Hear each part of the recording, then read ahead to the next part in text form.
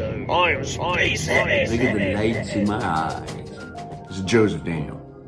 Good morning, and a little bit of poetry to make the day better. Just like coffee, you need poetry. Just like birds singing in the morning, you need poetry. Just like a brilliant song in the shower, you need poetry. Just like a morning stroll at the beach looking at daffodils, you need poetry. Just like the waves crashing and the sun setting over the ocean, you need poetry. Just like thousands of birds migrating and swooping and turning and looking so symbiotic, you need poetry.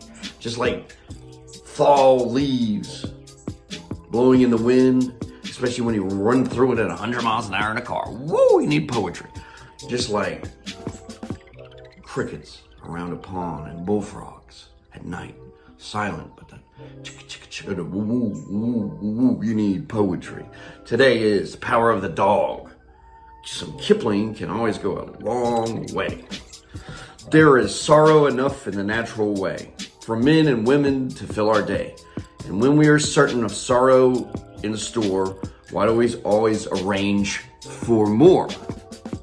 Brothers and sisters, I bid you beware of giving your heart to a dog to tear. Buy a pup and your money will buy love unflinching that cannot lie. Perfect passion and worship fed by a kick in the ribs or a pat on the head.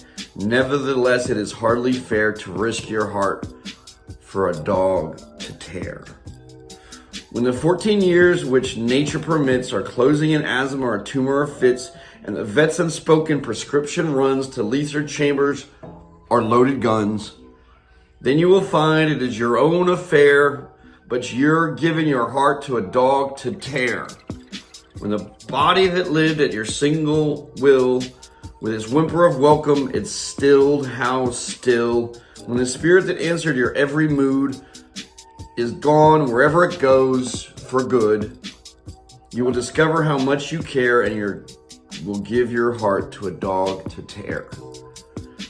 We've sorrowed enough in the natural way when it comes to burying Christian clay. Our loves are not given but only lent at compound interest of cent per cent. Though it is not always the case, I believe that the longer we've kept them, the more do we grieve. For when debts are payable, right or wrong, a short time loan is as bad as a long. Fuck me. So why in heaven, before we are there, should we give our hearts to a dog to tear? I'm just going to go with that error. I usually don't let it happen. I'm letting it happen today. Woo woo. See you guys later.